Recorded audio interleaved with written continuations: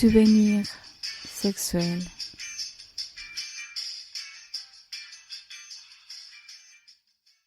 Bonjour à tous, je suis très contente de vous retrouver à nouveau ici. J'ai envie de continuer à vous raconter quelques intimités qui se passent dans les salons de massage érotiques.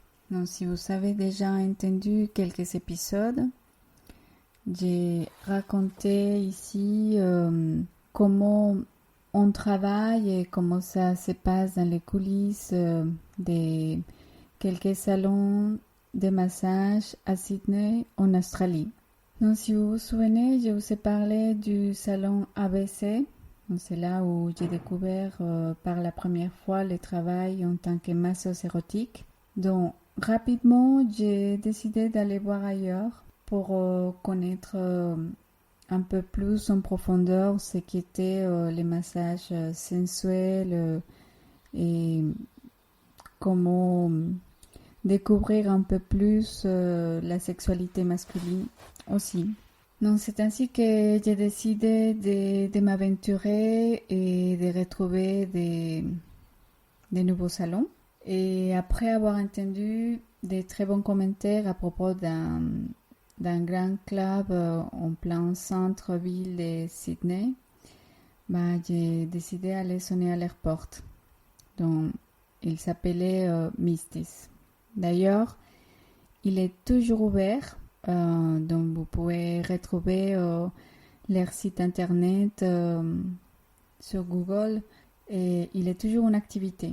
Donc comme ça, vous allez pouvoir regarder des photos et voir que tout ce que j'ai dit ici, c'est la vérité. Voilà, Mistis, donc c'est un vrai salon de massage très très grand, très moderne. À cette époque-là, il était complètement rénové quand je suis allée le découvrir. Donc par rapport au petit salon ABC, celui-ci il était beaucoup plus grand, beaucoup mieux décoré, avec plus de goût et beaucoup plus moderne, la déco contemporaine. C'était vraiment très très différent. Cet salon il était très très organisé. Donc dès qu'on rentrait, il ne s'agissait plus de rentrer dans une vieille maison. Dès qu'on rentrait, imaginez-vous que c'était comme si on rentrait dans un hôtel récemment décoré, donc un hôtel plutôt chic. Et dès qu'on traversait la porte, on trouvait une lumière rouge un peu tamisée. On entendait de la musique douce et sensuelle. Il y avait aussi comme une odeur de bougies parfumées. Cela, évidemment, m'a beaucoup plu dès que j'ai traversé la porte à mon arrivée. Ça m'a frappé aussi dès le départ que dès qu'on traversait la porte, il y avait un comptoir avec plusieurs réceptionnistes. Donc, comme j'ai rencontré déjà dans un épisode précédent, dans le salon ABC, il y avait une seule réceptionniste assise dans un bureau. Et ici, c'était vraiment beaucoup plus professionnel. C'était un comptoir très, très élégant. Il n'y avait pas une personne, sinon parfois 2 ou 3 personnes, 3 réceptionnistes. Et parfois, il y avait 2 hommes et une femme. Pardon, 2 femmes et un homme. C'était plutôt ça. Il y avait plus de réceptionnistes et féminines, forcément, des femmes à la réception. Et les hommes que parfois ils étaient dans ces salons, ils étaient là plutôt pour la sécurité des filles. Donc c'était aussi une nouveauté. Ils s'étaient aussi habillés en uniforme. Donc vraiment, c'était comme si on arrivait dans un hôtel 5 étoiles. C'était un uniforme plutôt chic, une chemise, un pantalon noir et une chemise avec leur logo. Et ça m'a frappé aussi cet professionnalisme des de la décoration jusqu'à l'organisation, les filles, c'était super gentil dès mon arrivée. Donc, une de ces réceptionnistes qui était au comptoir, il m'a accueilli gentiment et il m'a invité à me montrer les locaux. Il m'a invité à faire un tour et tout en m'expliquant en même temps leur mode de fonctionnement. Donc, on a commencé par longer un long couloir où nous allons traverser plusieurs portes numérotées. Donc, en même temps qu'elle les signalait, et elle me disait regarde Ariana, ici tu trouves quelques-unes des chambres qui sont destinées pour accueillir les clients pour les massages. La plupart de nos chambres, ils disposent d'un jacuzzi, d'une table de massage et bon, tout ça tu dois à peu près connaître parce que tu as déjà travaillé dans ce métier. Bon, c'était très sympa les chambres. Vraiment, c'était un salon qui était dans tous les points de vue beaucoup, beaucoup mieux. Et surtout, ce jacuzzi, c'était toute une nouveauté pour moi. Les chambres, elles étaient beaucoup plus spacieuses aussi. Il y avait une décoration avec plusieurs miroirs partout. Et il y avait comme une douzaine de chambres, si je me souviens bien, dont une chambre VIP aussi que la réceptionniste elle m'a montré à la fin. Donc après, la réceptionniste elle m'a expliqué dans les horaires d'ouverture. Donc elle me disait, voilà, ici nous sommes ouverts de 10h du matin à 2h, de 10h à 2h du matin. C'était de lundi à jeudi. Et les week-ends, ici, on est ouvert 24 heures sur 24. Dans ces horaires d'ouverture, tu pourras poser tes journées de travail comme tu les souhaites. Tu pourras travailler 3 jours par semaine et un jour le week-end. C'était obligatoire. Bon. Et puis, voilà, elle m'a dit, c'est sûr que tu vas t'y plaire. Ici, tu peux travailler tout le temps que tu le souhaites. Tu peux... Ici, tu pourras manger, étudier, te reposer. Tu vas voir, je vais te montrer les loges de notre club. Ça va beaucoup te plaire. Voilà. Forcément, les rôles des réceptionnistes, c'est d'emballer un peu les masseuses parce que, bon, forcément, c'était à nous de faire le travail. Ils étaient là comme un hôtel, tout simplement, pour recevoir une commission, une bonne commission, mais aussi, forcément, ils proposent les lieux, mais ils proposent aussi de la publicité, ceux qui attirent la clientèle, etc. Donc, bon, c'est leur travail et donc c'est important qu'ils nous gâtent un peu à nous, les masseuses. Voilà. Dès que nous arrivions à la fin de ce long couloir, dès qu'elle m'a montré les chambres, les chambres numérotées avec leur jacuzzi, et après nous avons visité la chambre VIP. Dès que nous avons traversé tout ça, elle m'a dit tiens, on va aller voir les loges, et nous avons traversé une porte qui disait en gros privé en majuscule. Et dès qu'on traversait cette porte, l'ambiance elle changeait complètement.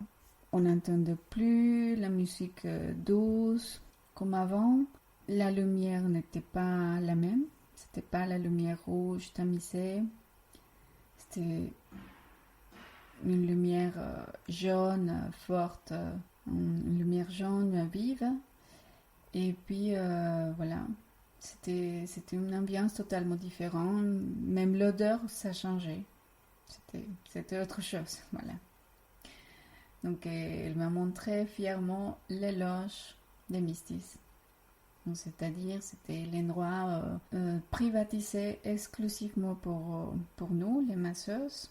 Donc, imaginez, c'était une espèce de salle carrée.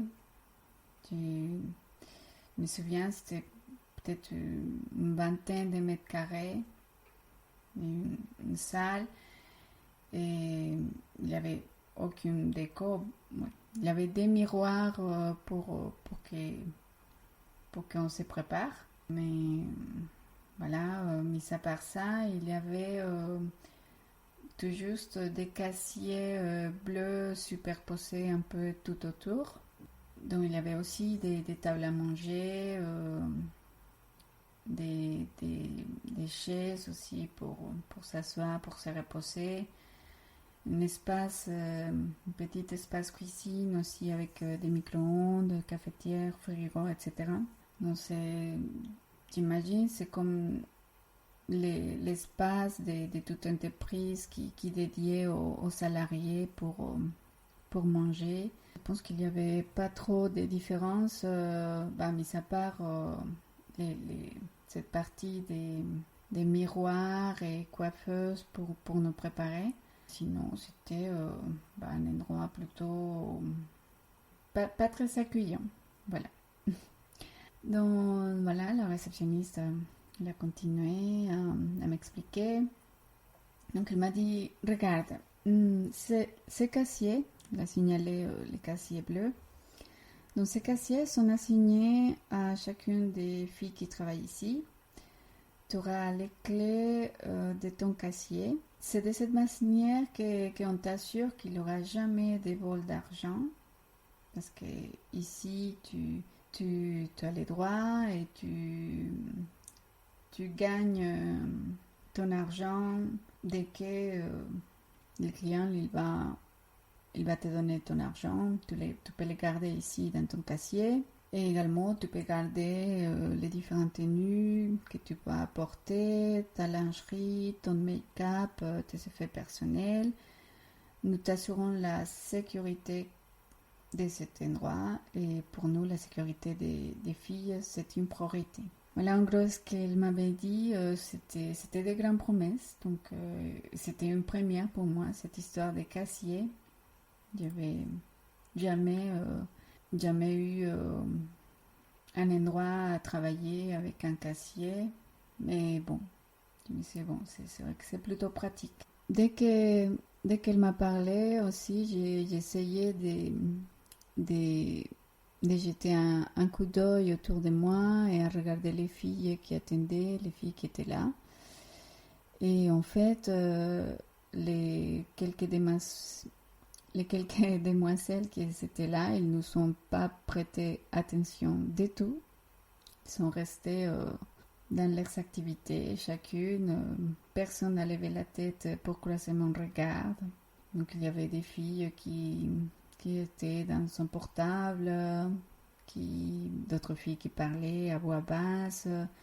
Enfin, il y avait comme petit groupe un peu partout. Ça m'a un peu étonnée, même pas un bonjour, même pas un sourire, même pas un regard. Ça m'a un petit peu étonnée, mais bon, je me disais, c'est normal, en même temps, ils ne me connaissent pas, il a la méfiance, mais c'était pas très accueillant comme ambiance. Et en même temps, c'est normal, plusieurs filles confinées dans un espace carré, attendre l'appel de l'interphone pour rencontrer un client. Je m'imaginais moi-même à attendre avec elle. Donc à ce moment-là, je me suis dit, il va falloir que j'apporte des livres, mon portable, bon, avec l'internet, le temps il va passer rapidement. Avec un bon livre aussi, bon, je vais trouver les moyens de m'entretenir moi aussi et de me faire quelques copines parce que sinon, je risque de trouver les temps trop longs. Et puis, il y avait aussi, donc j'avais parlé des odeurs. Et depuis toujours, je suis super sensible à l'odeur. J'ai un odeur hypersensible. Et là, il y avait un mélange d'odeurs entre les parfums de toutes les filles mélangés au plat des nouilles, au plat réchauffé au micro-ondes. il y avait sûrement des filles qui avaient fumé avant qu'on arrive aussi, malgré que c'était interdit, mais bon. Et il y avait tout un ensemble d'odeurs, donc à ce moment-là, je me disais aussi, bon, il va falloir que j'amène aussi quelque chose, une feuille de menthe, quelque chose pour pouvoir supporter ces odeurs. Mais bon, c'était pas une mauvaise odeur, c'était juste les mélanges qui me dérangeaient. Et moi, avec mon odorat sensible, c'est vrai que je me suis dit, ça va pas être évident. Bon, nous avons fini le tour des locaux et puis elle m'a invité à, à revenir, à travailler dès le lendemain. Et puis, c'est effectivement ce que j'ai fait. J'ai commencé à travailler rapidement dans ces clubs à Mistis.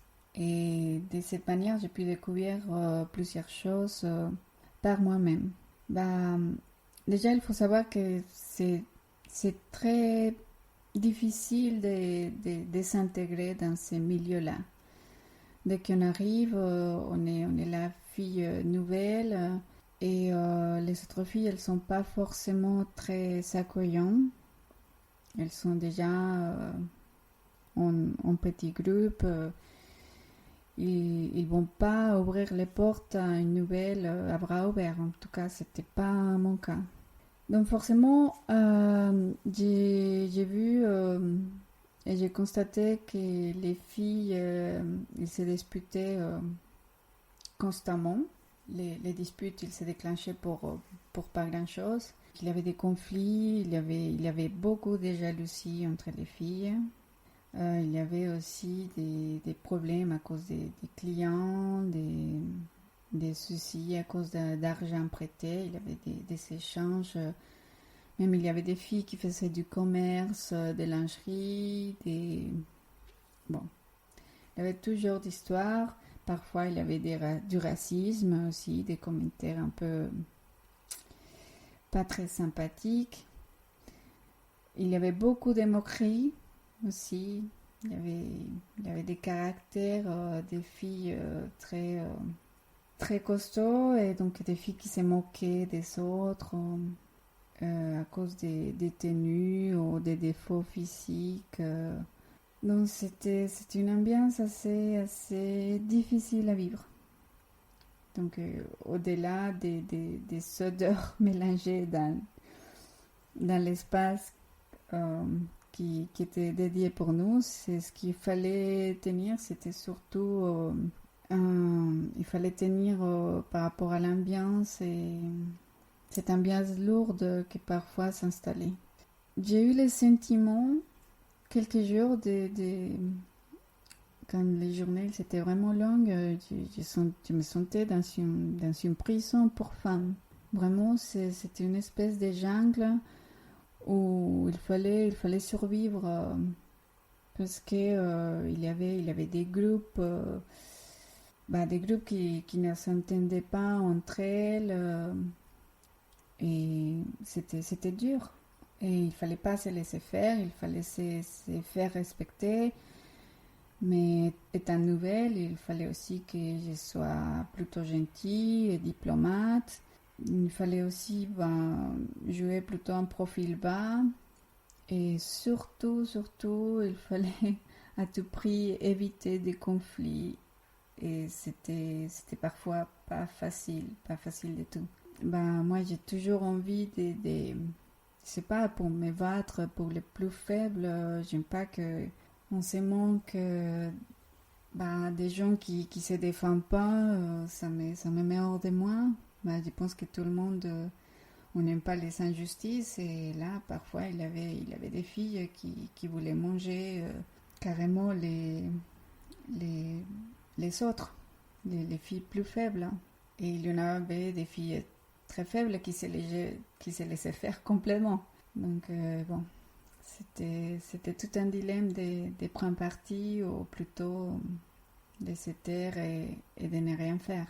Donc, ce que je me suis dit, c'est il faut créer des stratégies de défense, carrément, parce qu'il s'agissait d'un combat, hein, quelque part. J'imagine que ce genre d'ambiance arrive aussi dans d'autres milieux au travail, mais ce milieu-là, il est particulièrement conflictuel parce qu'il s'agit d'une compétition entre filles. Et puis, la plupart de ces filles, elles avaient des caractères très forts. Donc, pour moi, le mieux, c'était de créer des alliances et de faire partie des clans avec des autres filles migrantes. Donc ça c'est devenu à terme un moyen indispensable pour que les autres hyènes ne m'attaquent pas. Donc c'était vraiment des hyènes parce qu'elles étaient carnivores et ils avalaient les filles à caractère faible qui se laissaient faire. Vraiment, il y avait des humiliations et c'était pas facile du tout. Vraiment, dans cette époque-là, il a fallu que je mette une carapace et il fallait rester solide et ne pas montrer ses faiblesses. Il y a eu cependant quelques moments où tous les massos sont restés unis. Donc c'était uniquement quand on voulait se plaindre contre les politiques du club, contre les politiques et les fonctionnements chez Mistis. Donc des moments qu'on voulait se plaindre à l'encontre des membres du staff chez Mistis, à ces moments-là, on querelle, les conflits, ils s'oubliaient, on faisait une parenthèse, on faisait la paix pendant un moment pour pouvoir crier plus fort et pouvoir réclamer nos droits, réclamer plus de confort, voilà. Différentes choses qu'on demandait aux directifs du club. Donc c'est ainsi que je me suis fait quelques alliés, quelques copines aussi bien dans les filles masseuses que dans les réceptionnistes.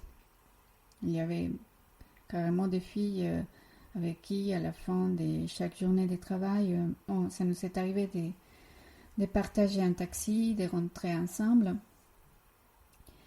Et tout s'est passé pour le mieux au départ. Mais au fur et à mesure, mon opinion, il a carrément changé par rapport aux réceptionnistes et par rapport en général à tous les membres du staff. Donc surtout, suite à un épisode qui m'a terriblement surprise, un épisode que je ne pourrai jamais oublier. Donc, nous étions dans une journée de travail normale, en pleine soirée. Tout le monde parlait. Et c'était une journée lambda, super calme. Et tout d'un coup, plusieurs réceptionnistes et membres de la sécurité du staff, ils sont débarqués dans nos loges, ce qui était très, très, très, très rare. Et ils nous ont dit, voilà, on vient faire une inspection des routines. Donc vraiment, c'était incroyable. Comme si la police, elle débarquait. Donc à ce moment-là, je n'ai rien compris. Qu'est-ce qui est en train de se passer? C'était une nouveauté pour moi. Et en fait, après, j'ai compris que voilà, ils nous ont tout simplement demandé de donner les clés de nos casiers. Et puis, il fallait qu'il inspectionne nos casiers là où ils nous avaient assuré la sécurité et notre petit espace d'intimité. c'est là qu'ils allaient inspectionner ce que nous gardions dans nos casiers. Donc j'ai senti ça comme si c'était l'arrivée de la police qui débarque en pleine nuit pour perquisitionner nos casiers à la recherche des preuves des infractions ou je sais pas quoi. Et en fait, une de mes copines elle m'a expliqué que ce qu'ils recherchaient c'était surtout de la drogue. Pour des raisons évidentes, détenir de la drogue à l'intérieur du club c'était interdit. Moi personnellement, je ne détenais aucune drogue. Je ne me suis jamais droguée, en tout cas pas avec des drogues dures et pas quotidiennement. Mais voilà, donc c'est ça ce qu'ils recherchaient et c'est pour ça qu'ils nous faisaient sortir tout ce que nous avions dans nos casiers. Ils nous faisaient ouvrir la moindre poche de nos sacs. Non, c'était terrible. Pour moi, c'était une première fois et personnellement, je ne fumais même pas de tabac, je n'avais même pas de cigarettes. J'ai trouvé que ça, c'était inutile, c'était humiliant, c'était innécessaire. Mais bon, eux, ils nous disaient qu'ils étaient dans ses droits, que c'était une obligation du club de faire des perquisitions, parce que c'était ça, des inspections, ce qu'ils appelaient ça, des inspections régulièrement afin de protéger la détention des drogues à l'intérieur du club, que les filles se droguent. Ils nous disaient que c'était pour notre propre sécurité, mais imaginez-vous, c'était anéantir notre unique espace d'intimité et c'était terriblement humiliant.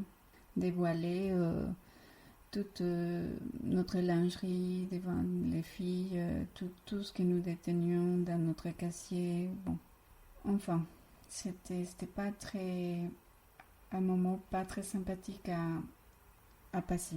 Les membres de l'estaff, ils ont trouvé ce qu'ils recherchaient. Donc, ils ont trouvé ces soirs où on a été inspectionné, ils ont trouvé, oui, un peu de marijuana. Pour ce que j'ai su, je ne sais pas s'ils ont trouvé d'autres drogues. Et bon, ils confisquaient ces drogues, ils les détruisaient. Pour au moins ce qu'il nous disait. Et puis la fille qui détenait ces drogues, elle était renvoyée. Mais bon, pour ces filles, c'était aussi une humiliation terrible, hein, même si c'était des caractères forts. Bon, ce n'est pas sympa de se faire renvoyer de cette manière. Bon, j'ai vécu vraiment des scènes insupportables et j'avais de la peine pour les filles qui se sont fait renvoyer. Ça s'est passé au vu de tout le monde et bon. Donc pour moi, même si je n'avais rien à cacher, mais même s'ils n'ont rien découvert en inspectionnant mon casier, je me suis sentie malgré tout humiliée. Et bon, pour moi, les membres de l'estaff, ils sont devenus presque les membres de la Gestapo. Et j'ai continué à les saluer, à les sourire du bout de lèvres, mais après cet événement, je faisais très très très attention à tous mes commentaires et mes petits gestes, comme si on était face à la police. Donc voilà, ça c'est des choses qui arrivent dans les coulisses de ces salons des massages. J'imagine que pour prendre leur défense, j'imagine qu'ils se sont obligés de de faire ce genre d'inspection afin d'éviter si un jour il arrive la vraie police et il retrouve la drogue, il pourrait peut-être risquer d'être fermé au public. Donc j'imagine que c'est pour ça qu'ils font ce genre de choses, mais bon. Je ne sais pas s'ils pourraient trouver d'autres mécanismes, et je ne sais pas s'ils le font toujours. Mais à l'époque où j'ai travaillé, c'est bien ce qui s'est arrivé. Après cet épisode, j'ai continué à travailler normalement, donc plutôt dans la journée, chez Mistis. Et une fois que je me suis sentie suffisamment en confiance, aussi bien avec les lieux et avec les autres masseuses, une fois j'ai trouvé un peu mes marques. Donc je me suis aventurée à bosser pendant la nuit. Il faut dire que ça change les jours et la nuit. Donc la fréquentation, les publics, les sommes qui viennent, c'est complètement différent. Donc il y a plus des jeunes, l'âge aussi, elle change. Donc pendant que la journée, il y avait des personnes un peu plus âgées. La nuit, c'était plutôt des jeunes, la vingtaine, la trentaine. Parfois, ils s'étaient alcoolisés et quelquefois aussi, ils pouvaient être drogués. Donc, c'était pas très très simple, mais il est certain qu'il avait malgré tout beaucoup plus de mouvements, il y avait beaucoup plus de personnes qui arrivaient la nuit plutôt que les jours. Ce qui était peut-être un avantage, c'était que les personnes qui s'étaient totalement ivres, qui arrivaient à s'émasser à minuit, 12 heures du matin, ils s'endormaient sur la table de massage, dans les jacuzzis. C'était un avantage pour nous, mais pas un avantage pour eux. D'ailleurs, si vous avez trop bu, je vous déconseille d'aller vous faire masser parce que c'est forcément, vous allez vous endormir. Donc, si pendant les jours, il y avait uniquement peut-être 5 ou 6 filles qui devaient se présenter devant les clients, pendant la nuit, ça changeait complètement. Il pouvait y arriver des nuits où il y avait jusqu'à 20 filles. Surtout les week-ends, vendredi, samedi soir, il pourrait y avoir facilement 15 ou 20 filles. Il y avait quelques nuits des week-ends de fête, où toutes les 20 filles, elles s'étaient complètement occupées. Ils travaillaient toute la nuit. Ça arrivait pas tous les week-ends, mais ça pouvait arriver quelquefois. Ce qui était permis pendant ces salons de massage, dont j'ai plus ou moins expliqué dans un autre épisode, c'était donc un massage complètement naturiste et ce qu'il s'appelait là-bas, il s'appelait un happy ending en finition avec un hand job, une finition manuelle, et c'est tout ce qui était permis. Donc il n'y avait pas une possibilité des rapports. D'ailleurs, les managers et les réceptionnistes, lorsqu'ils faisaient cette inspection, ils recherchaient aussi des préservatifs, parce que c'était interdit d'avoir des préservatifs, interdit de faire des rapports sexuels. Et tout cela parce que ils savaient un autre club qui était à l'étage, et c'était un club dédié uniquement pour des services on va dire d'escortine, uniquement des massages et des rapports sexuels. Donc c'était ouvert pour les hommes, les femmes, les couples, et c'était le travail des réceptionnistes de diriger dès lorsque une personne arrivait. Il y avait l'option soit de rester au rez-de-chaussée et prendre cette option du massage et happy ending en finition manuelle, et d'aller à l'étage et prendre l'option des rapports sadomaso, etc. J'imagine qu'il y avait tout genre de possibilités. Et donc c'était très très important cet rôle de réceptionniste, de l'accueil de l'homme, des hommes qui arrivaient dans ces clubs.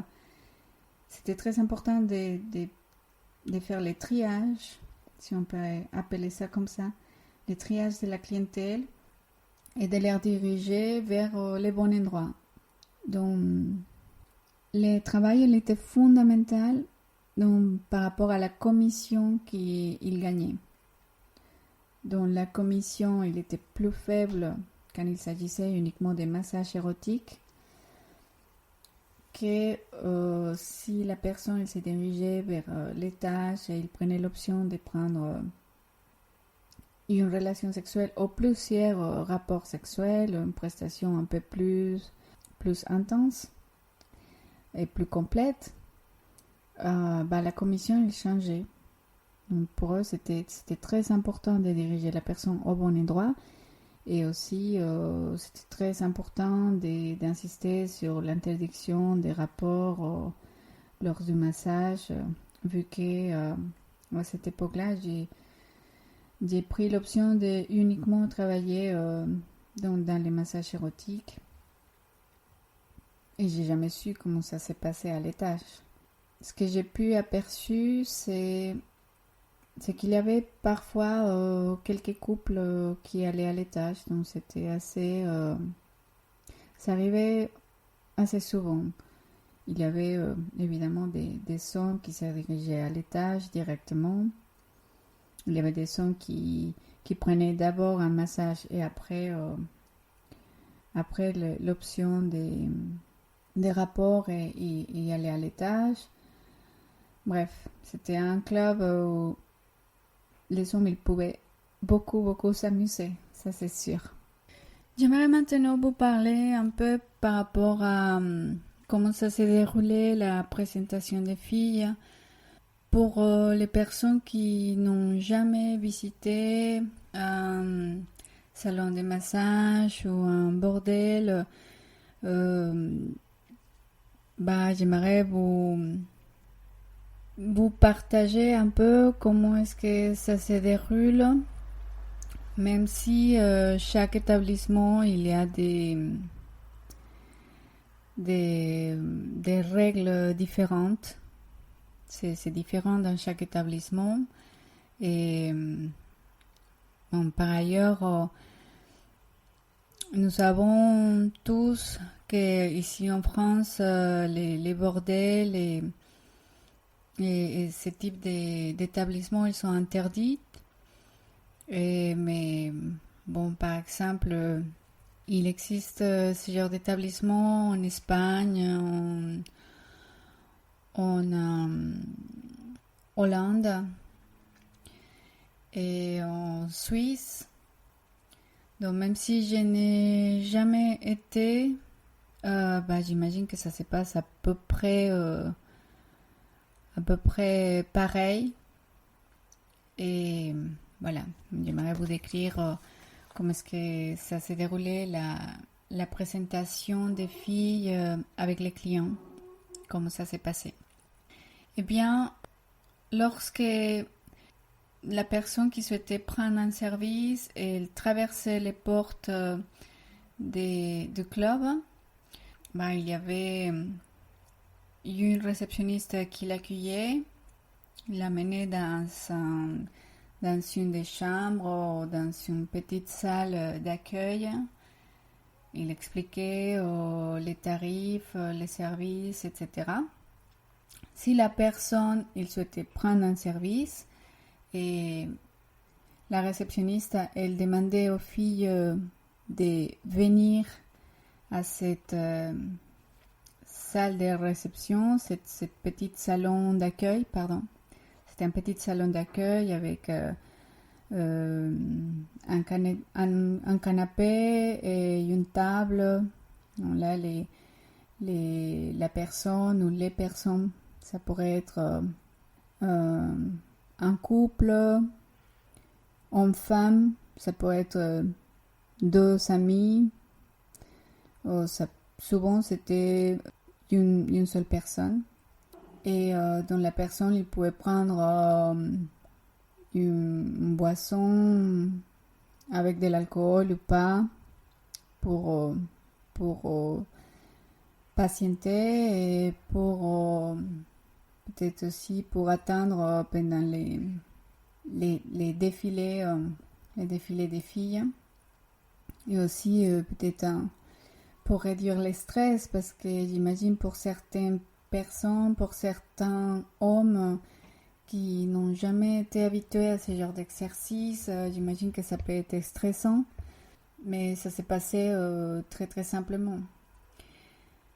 Donc en fait, dès lors que la réceptionniste, il nous appelait avec l'aide de l'interphone, elle disait une phrase comme voilà, il y a un client qui vous attend au salon d'accueil, venez les rencontrer les filles. C'était quelque chose comme ça. Donc, on avait à peine le temps de mettre un peu de rouge à lèvres, un peu de parfum, etc. Et de se finir de s'habiller, ou se déshabiller, bon, ça dépend. Il y avait des filles qui rencontraient les clients en lingerie, d'autres en petite robe sexy. Bon, ça dépendait selon la personnalité de chaque fille.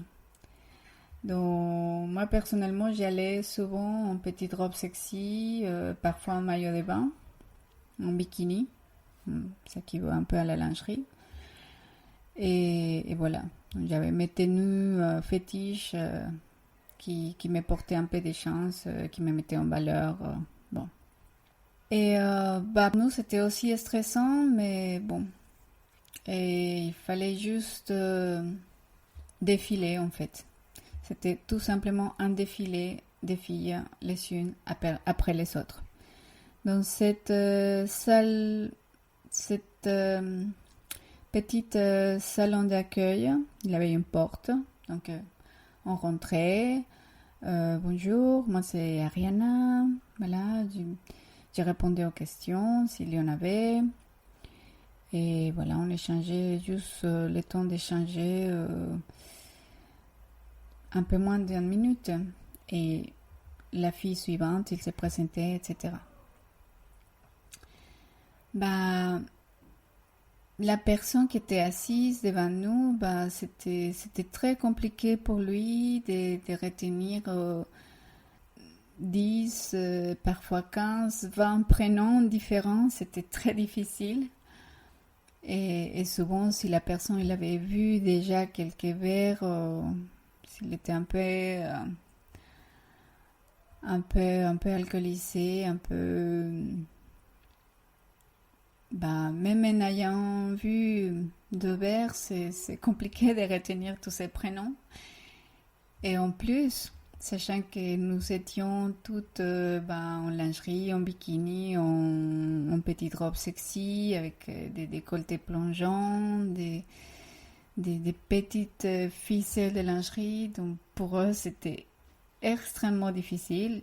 J'imagine que tout ce qu'ils retenaient en mémoire, c'était l'image d'un string rouge ou alors des décolletés, un paire de seins avec un décolleté plongeant. C'est tout ce qu'ils retenaient de manière photographique. Mais bon, c'était au réceptionniste à ce moment-là d'aider et de conseiller la personne et lui dire bon, cette personne elle vient juste d'arriver, ou alors cette personne elle est beaucoup plus expérimentée, cette personne telle fille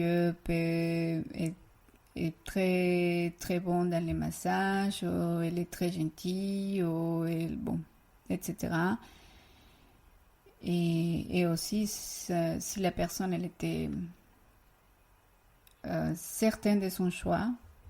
Imaginons qu'il n'avait plus une fille avec une string rouge ou les maillots de bain roses.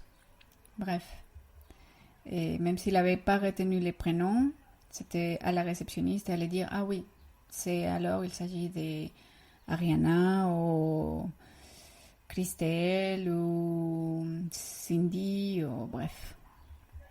Donc cette présentation, comme je disais, c'était aussi stressant pour nous, c'était un défi pour nous les masseuses de nous faire remarquer d'une manière ou d'une autre, parce que il faut imaginer qu'il y avait, oui, parfois plus de 10 filles, et il faut avoir beaucoup de créativité, d'ingéniosité, d'originalité pour que la personne elle retienne les prénoms et aussi pour être choisie. Donc c'était un processus qui commençait à partir du moment où on choisissait notre tenue. Donc, il fallait bien choisir une tenue sexy qui nous mettait en valeur, une bonne coiffure, des accessoires, un peu de maquillage aussi, un peu de parfum, mais pas trop. Réfléchir aussi aux mots pendant la présentation, parce que quelquefois, avec certaines personnes, je me suis retrouvée, je ne sais pas pourquoi, en blanc. Je ne me souvenais plus de ce que je devais dire, je ne me souvenais plus de mon prénom. Ça arrive, il y a avec certaines personnes, soit parce que j'étais intimidée, soit parce que la personne, elle m'avait intimidée ou regardée d'une manière, ou la personne elle a pu avoir des gestes, je sais pas, ça m'est arrivé quelquefois, donc il fallait, même si c'était un moment très bref, que je prépare en amont ce que j'allais dire, ce que j'allais répondre aussi si on me posait des questions. Et puis j'avais une copine aussi qui m'avait conseillé d'essayer de faire sourire la personne. De sourire, évidemment. C'est important.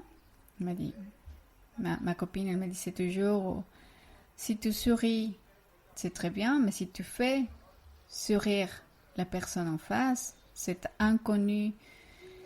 homme inconnu qui est en face, c'est beaucoup mieux et tu es sûr que cette personne, elle va se souvenir de toi et elle va te choisir. Donc c'était un peu le défi que je me posais. Il était aussi important d'avoir une attitude un peu d'ouverture, d'énergie, une attitude souriante, bien évidemment, mais au-delà de ça, une attitude une bonne énergie en fait. Il fallait aussi faire sentir, transmettre cette bonne énergie à l'autre personne. Non, c'était pas toujours facile, surtout quand il y avait des personnes complètement fermées en face. C'était pas toujours évident, mais il m'est arrivé je suivais souvent les conseils de ma copine et ça m'est arrivé, heureusement, de faire sourire les personnes en face, même si j'étais pas choisie, à la fin, j'étais contente de moi. Voilà, j'ai réussi à faire sourire un homme inconnu et c'est déjà bien. Je prenais de plus en plus confiance parce que ce n'est pas un exercice facile. Mes copines me disaient aussi qu'il fallait regarder l'homme en face comme si c'était l'homme le plus merveilleux du monde, qu'il fallait exprimer dans son regard tous les désirs, l'amour, l'admiration et tout cela en quelques instants, en 2 secondes. Et ça, c'est quelque chose que je ne pense pas avoir pu réussir à le faire, avoir réussi à le faire. J'en avais une copine qui était une maîtresse du regard, mais bon, j'ai- c'est un exercice qui n'est pas toujours facile. Je n'ai jamais suivi des cours de théâtre et je reste une personne assez transparente.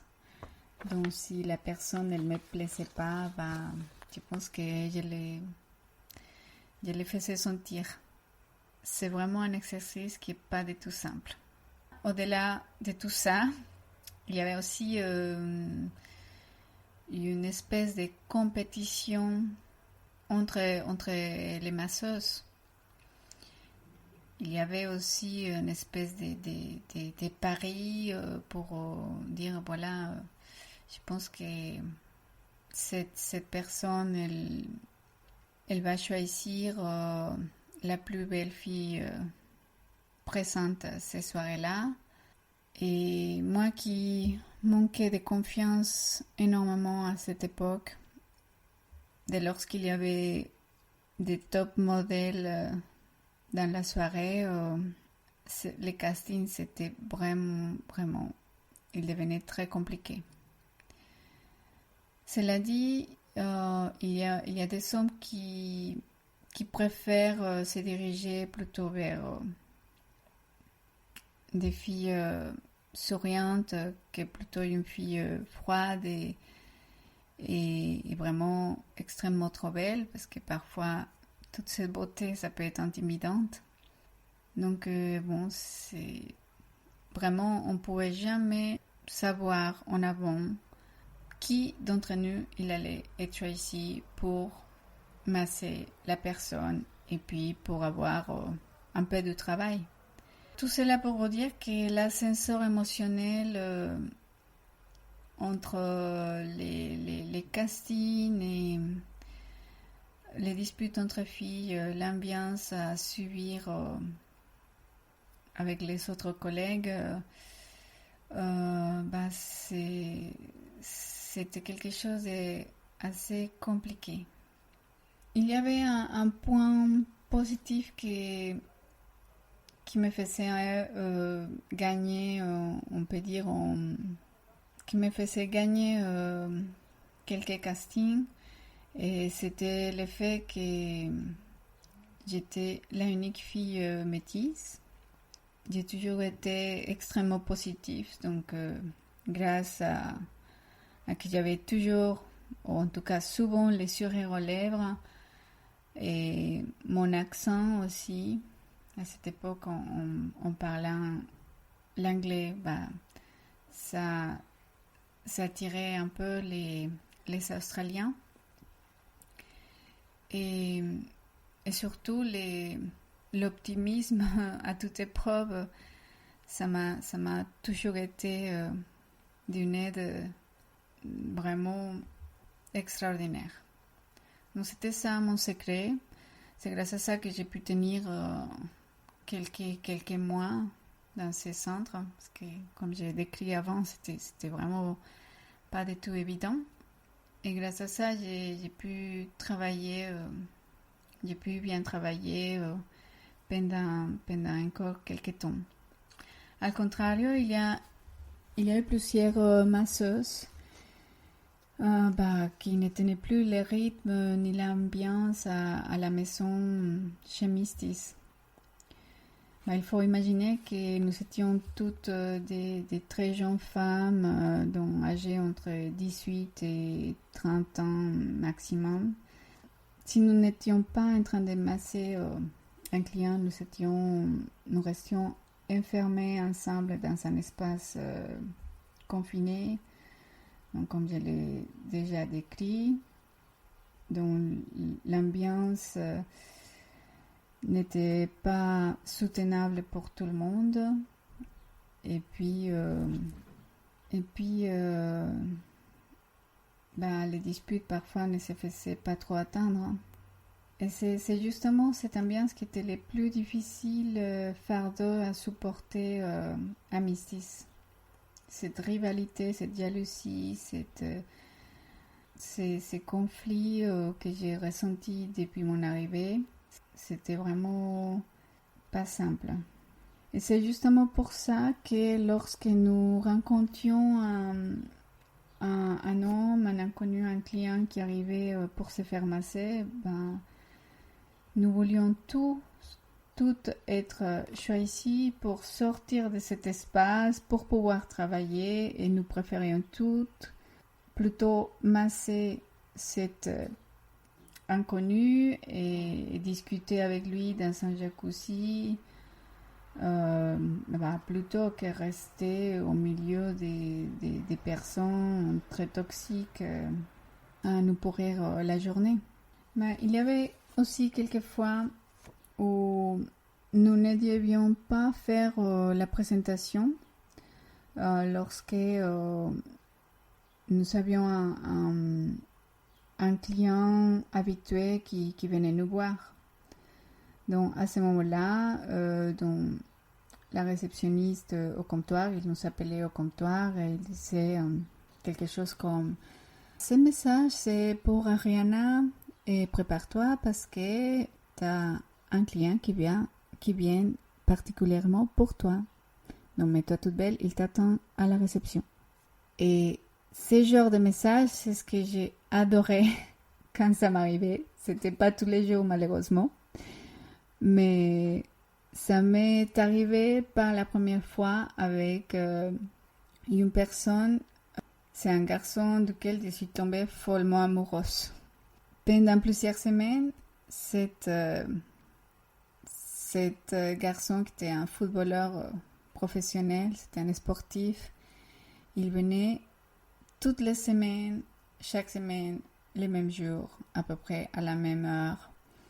Et j'entendais souvent à l'interphone Ariana, il vient d'arriver le jeune garçon à la casquette rouge, il vient pour toi, il t'attend ici à la réception, mets-toi toute belle, on t'attend. Et c'était le moment préféré de la semaine. Pendant plusieurs semaines, j'attendais que ces jours et ces moments, entendre la réceptionniste à l'interphone. J'avais à peine le temps de me préparer, j'ai trembloté et j'adorais aller rencontrer mon footballeur préféré. Et c'est comme ça, au fur et à mesure qu'il est né, une histoire d'amour. De mon côté, en tout cas, j'étais follement amoureuse. C'était mon prince charmant, j'étais attirée, c'était pas seulement son physique, on discutait pendant des heures. On passait du jacuzzi à la table de massage, on passait des super moments, des passions. J'ai adoré vraiment c'est dur, ces moments, c'était les cadeaux de la semaine, c'était mes moments préférés. Jusqu'à un jour, j'en ai eu marre de ce rituel. Évidemment, je voulais découvrir mon footballeur davantage.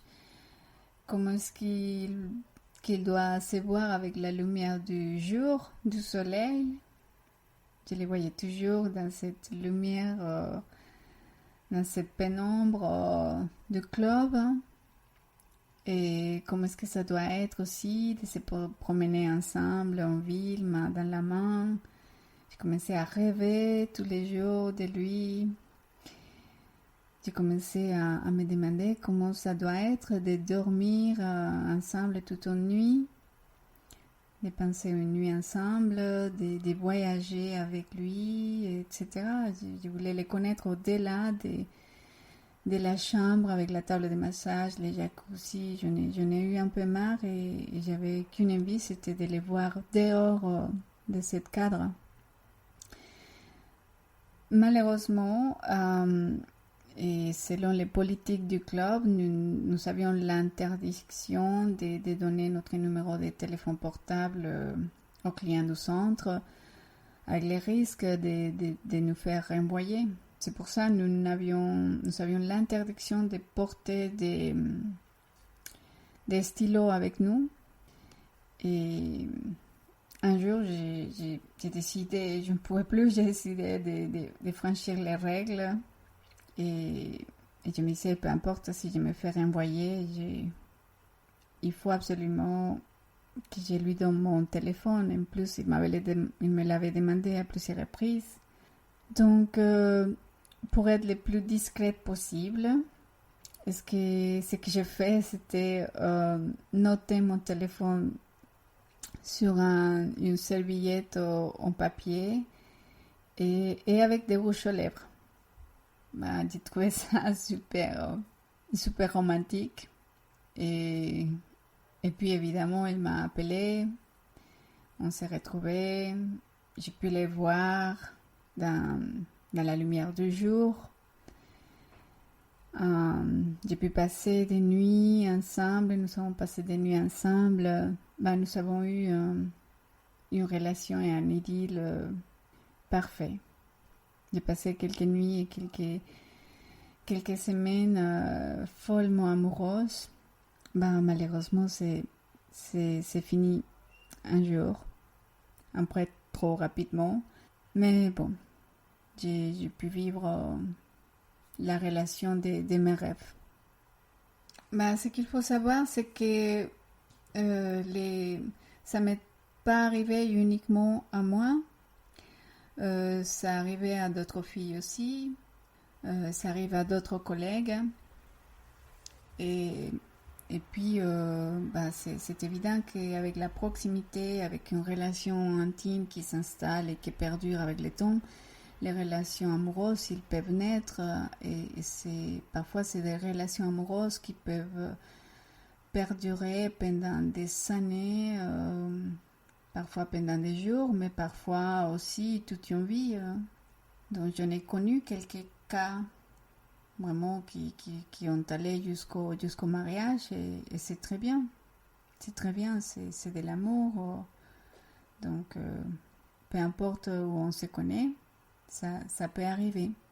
Ça m'est arrivé un jour de connaître un de ces couples qui se sont formés au sein de ces murs de Mistis.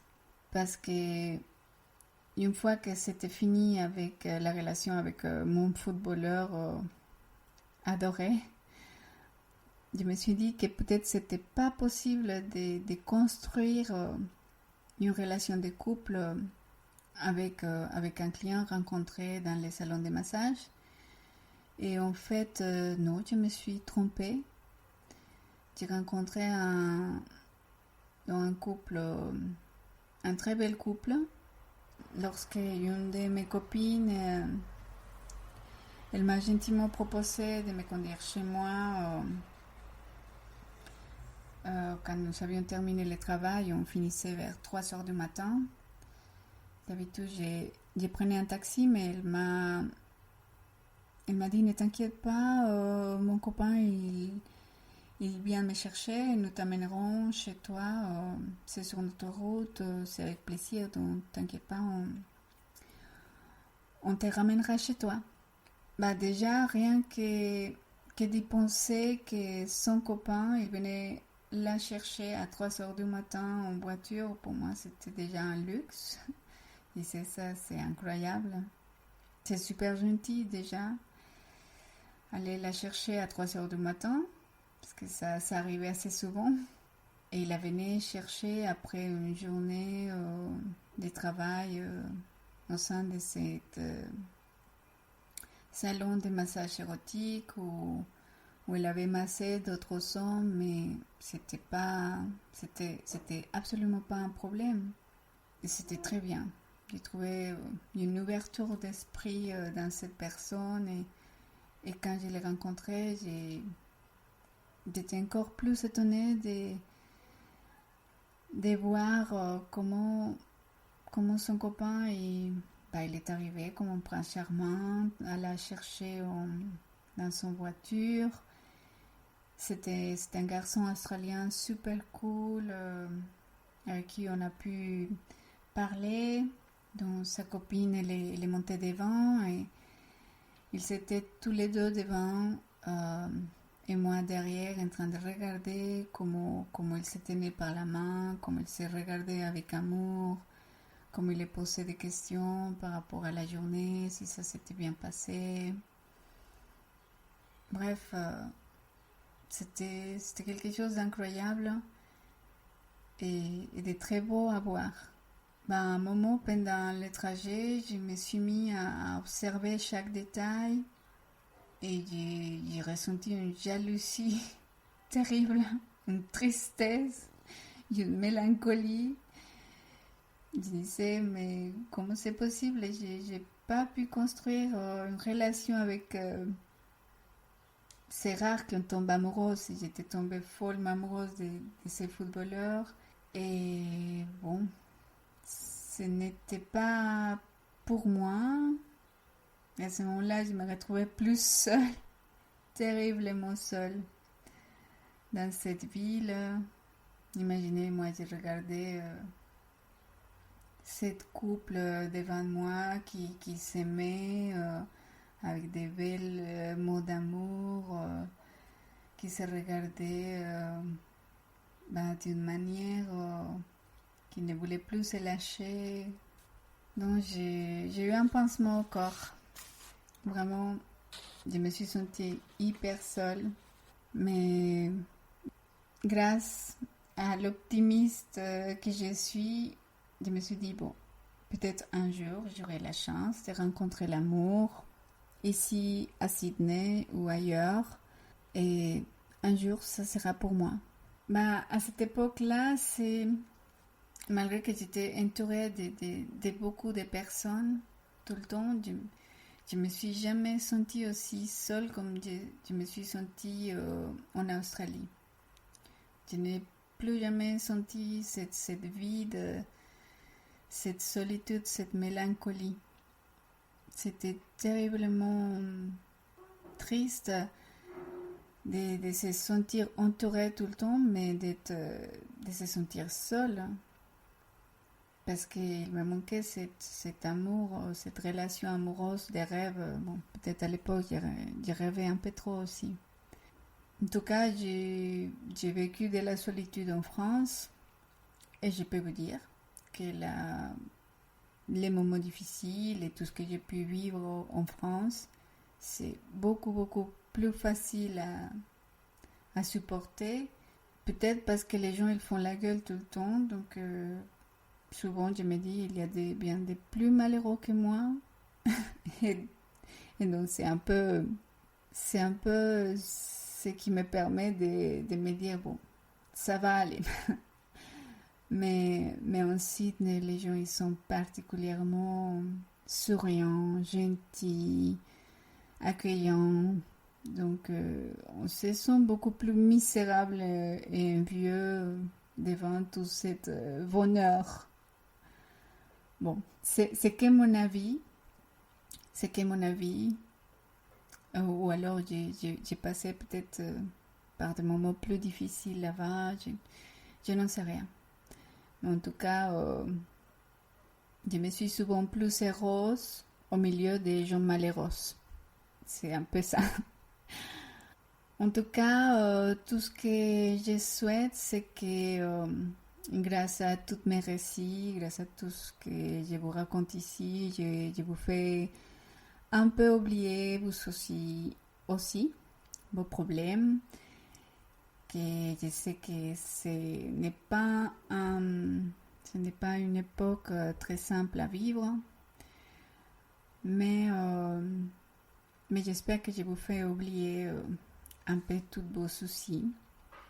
Et j'espère aussi de tout mon cœur que vous ne faites pas partie de ces gens qui font la gueule dans les métros, parce que c'est ce que je trouve que c'est pas très sympa à voir.